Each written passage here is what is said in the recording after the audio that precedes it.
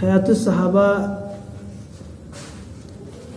کے اندر جو آج کی بحث ہے، اس بحث میں اس بات کو بتایا گیا ہے کہ انسان کے اندر برداشت کی طاقت اور برداشت کا مادہ پیدا ہو جائے۔ بندے کے اندر جب تک کہ برداشت کا مادہ، تحمل کی صفت پیدا نہیں ہوگی، قربانی کا جذبہ پیدا نہیں ہو سکتا۔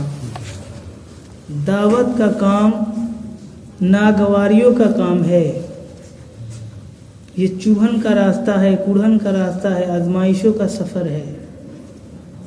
یہی وجہ ہے کہ دنیا میں سب سے بڑا کام اور سب سے مشکل ترین جو ذمہ داری ہے وہ دعوت کی ہے۔ اسی لیے اللہ تبارک و تعالیٰ نے انسانوں میں سے سب سے افضل ترین انسان کو خاص کیا اور سب سے بڑی ذمہ داری جو دعوت کی ذمہ داری ہوتی ہے اس کو حوالہ کر دیا، اور صرف تنہا نہیں چھوڑا بلکہ قدم قدم پر اللہ تبارک و تعالیٰ نے ان کی نگرانی کی اور بتایا، سمجھایا، اصول اور ضابطہ سب بتاتے رہے۔ ان میں طریقہ بھی تھا، ان کے اندر دعوت کا میدان کو بھی بتایا، دعوت کے طریقہ کو بتایا، اور سب سے بنیادی چیز جو سب سے زیادہ اللہ تعالیٰ نے جس چیز کو فوکس دیتے ہوئے جس چیز کو بطور خاص سمجھایا، بتایا دعوت کے فیلڈ میں، دعوت کے لائن میں، وہ ہے تحمل مزاجی۔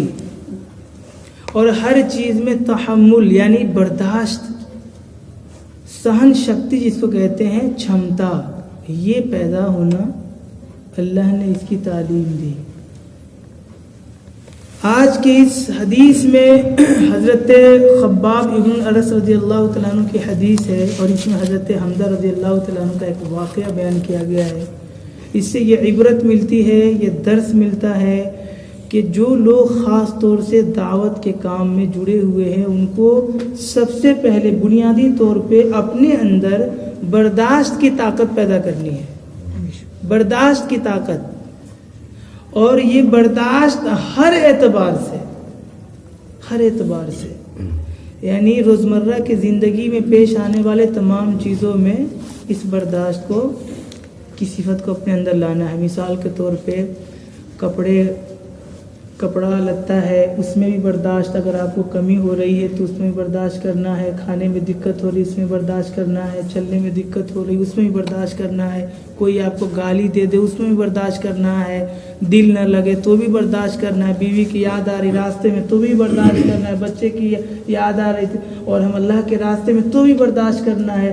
یعنی صبح کی پہلی کرن سے لے کر کے شام کے آخری سورج کے آخری شعاع تک جو بھی روزمرہ کے جو واقعات آتے سب میں تحمل کو پیدا کرنا، یہ اس حدیث کا پیغام ہے جو ایک داعی کے لیے نہایت ناگزیر ہے۔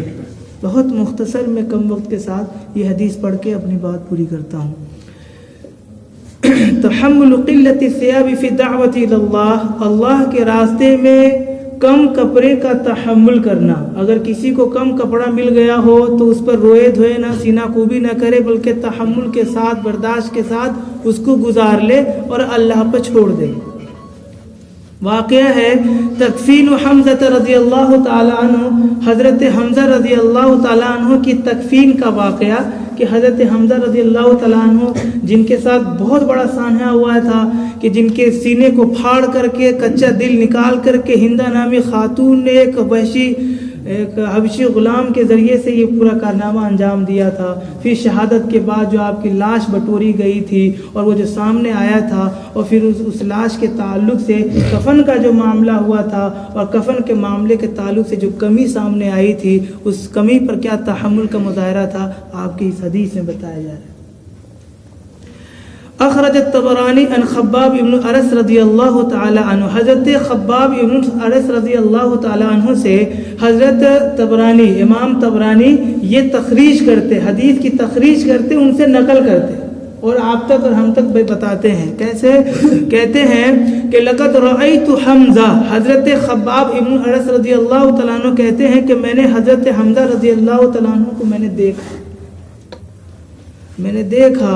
وما وجدنا له ثوبا نكفنه في غیر بردہ. جب ہم، یعنی وہ ایسا منظر تھا، وہ واقعہ پورا ہے احد کا، کہ جب حضرت حمزہ رضی اللہ عنہ کی شہادت ہو گئی تو دیکھا کہ مطلب ہم نے اسے پا لیا، ہم نے ڈھونڈ لیا اسے. رأیتو کا مطلب یہی ہوتا ہے کہ ہم نے اسے ڈھونڈ لیا. تو کہہ رہے ہیں کہ ہمارے پاس، ہم لوگوں کے پاس اتنا کپڑا نہیں تھا کہ جس کپڑے میں حضرت امیر حمزہ رضی اللہ تعالیٰ عنہ کو کفنا دیتے مکمل طور پہ. اللہ اکبر. اذا غطینا بها رجلہ خرج رأسہ. جب ان کے پاؤں کو ڈھکتے تو سر کھل جاتا، اور جب ان کے سر کو ڈھکتے تو پاؤں کھل جاتا.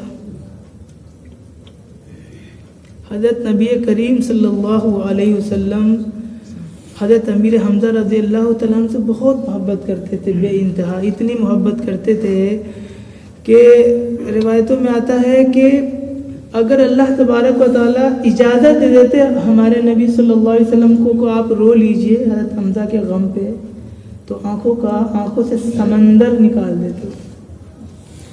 زندگی بھر آپ صلی اللہ علیہ وسلم کو صدمہ رہا، اتنا صدمہ رہا کہ جب وہ غلام جو جس نے مارا تھا وہ مسلمان ہو گیا تھا، بعد میں جب سامنے جب آتے تو نبی کریم صلی اللہ علیہ وسلم کہتے کہ آپ سامنے نہ آیا کریں، آپ ذرا آپ آتے ہیں تو ہمیں چچا کی یاد آتی ہے، اس لیے آپ نہ آیا کریں ذرا.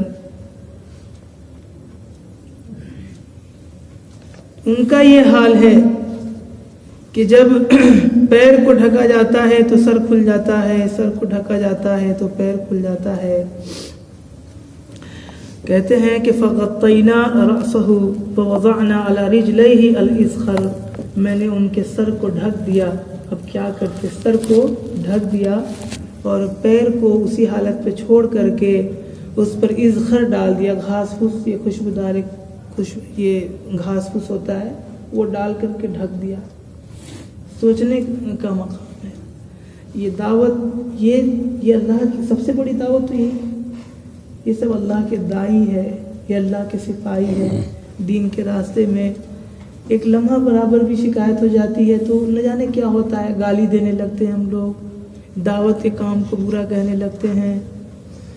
تو یہ ہمارے لیے عبرت کا سامان ہے کہ اتنے بڑے جلیل القدر صحابی جن کے فراق میں نبی پاک صلی اللہ علیہ وسلم زندگی بھر افسوس کرتے رہے، اور ان کا حال یہ ہے.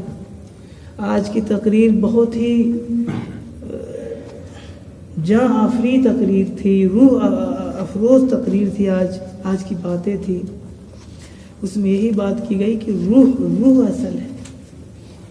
حضرت امیر حمزہ رضی اللہ تعالیٰ عنہ کا اگر انسانوں کا جسم اصل ہوتا تو اس کے لیے اور کوشش کر کے اس کی پوری ڈھکائی کی جاتی. لیکن اس سے بھی یہ بھی پیغام ملتا ہے کہ اصل روح ہے. جسم اس کا احترام ضروری ہے، لیکن جسم خاکی ہے، خاک میں رہ جائے گا. لیکن روح ختم نہیں ہو سکتی. روح کو اللہ ایک ہی دفعہ پیدا کیا، وہ کبھی نہیں مر سکتی. کچھ لوگ کہتے ہیں انسان مر جاتا ہے. بھائی سچی بات یہ ہے کہ روح کبھی نہیں مرتی ہے. روح کو موت نہیں آ سکتی. جسم کو موت آ سکتی ہے، روح کو نہیں. اللہ نے ایک دفعہ روح کو پیدا کیا عالم ارواح میں، اس میں ہم سب لوگ موجود تھے کیڑے کی شکل میں، آدم علیہ السلام کے وجود میں. پھر اللہ نے اس دنیا سے نکال کر اس پرتھوی پہ، دیکھ رہے نا یہ مٹی والی دھرتی پہ اللہ نے رکھ دیا. اب اس دھرتی پہ رکھنے کے لیے اللہ نے یہ کہا کہ یہاں پر اس شکل میں، اس شیپ میں، اس آکار میں ہم نہیں رہ سکتے. تو کیا کرنا ہے؟ یہاں پر رہنے کے لیے ہمیں ایک لباس پوشاک پہننا پڑے گا. اور وہ لباس کس چیز کا؟ خاک کا، مٹی کا لباس، یعنی جسم جس کو ہم بولتے ہیں. پھر اللہ نے کہا کہ اب یہاں سے بھی آپ کو گزر جانا ہے. اب اس دنیا کو چھوڑ کر کے، اس جگہ کو چھوڑ کے، اس اسٹیشن کو چھوڑ کر کے اب آگے جائیں گے دوسرے اسٹیشن کی طرف. تو وہاں پر اب یہ جسم کام نہیں کرنا ہے. اب یہ جسم نہیں ساتھ چلے گی، تو اب اس کو یہیں چھوڑ دیجیے. تو یہیں ختم ہو جائے، یہ جسم رہ گیا. اب یہاں سے پھر روح آگے پرواز کر جائے گی. اب جو چاہے گی وہ عالم برزخ میں، یہ عالم فانی وہ عالم ارواح تھا اور یہ عالم فانی ہے اور آگے عالم برزخ ہے اور پھر عالم حشر ہے، پھر اس کے بعد میں عالم دائمی ہے جس کو جنت یا جہنم کا جہاں کہہ لیجئے. تو پھر جب جنت میں اللہ پوشاک پہنائیں گے وہ ہمیشہ ہمیشہ کا پوشاک ہوگا. تو حضرت حمزہ رضی اللہ تعالیٰ عنہ کے بدن پہ ڈھالا گیا گھاس پھوس بھی، اس سے بھی اندازہ ہوتا ہے کہ انسان کو فوکس روح پہ کرنی چاہیے. روح پاکیزہ تھے اللہ کے پاس چلی گئی اور جسم مٹی میں دنیا کی تھی، اس لیے دنیا میں مٹی میں ادب و احترام کے ساتھ ڈال دیا گیا. تو کہا جا رہا ہے کہ جب حضرت حمزہ رضی اللہ تعالیٰ عنہ کے سر کو ڈھکا جاتا تو پیر کھل جاتا اور جو پیر کو ڈھکا جاتا تو سر کھل جاتا. حضرت خباب بن عرص رضی اللہ تعالیٰ عنہ فرماتے ہیں کہ ہم لوگ اب کیا کرتے، معاملہ یہاں تک جب پہنچ گیا تو ہم نے سر کو ڈھک دیا اور ان کے پیر کے اوپر اذخر یعنی گھاس پھوس کو ڈال دی. یہ اسی طرح سے ایک اور روایت منتخب کے اندر بھی موجود ہے، جلد نمبر 5 صفحہ 170 کے اندر. آج کی حدیث یہیں پر تمام ہوتی ہے. اللہ تبارک و تعالی ہم سبوں کو کہنے سننے سے زیادہ عمل کی توفیق عطا فرمائے، دعوت کے کام کو پوری دل جمی کے ساتھ، لگن کے ساتھ، گڑھن کے ساتھ، محبت کے ساتھ اور فکر کے ساتھ کرنے کی توفیق عطا فرمائے. جو بات بڑوں کی طرف سے آتی ہے اس پر عمل کرنے کی توفیق عطا فرمائے اور وہی دل وہی فکر وہی مزاج عطا فرمائے کہ جو مزاج اللہ تعالیٰ نے صحابہ کو دیا تھا یا اپنے ولیوں کو دیا تھا. اللہ عمل کی توفیق عطا فرمائے. وآخر دعوانا الحمدللہ. بسم اللہ الرحمن الرحیم. اللہم صلی علی محمد النبی الأمی وعلى آلہ وسلم تسلیما. ربنا آتنا فی الدنیا حسنة وفی الآخرة حسنة وقنا عذاب النار. رب اغفر وارحم وانت خیر الراحمین.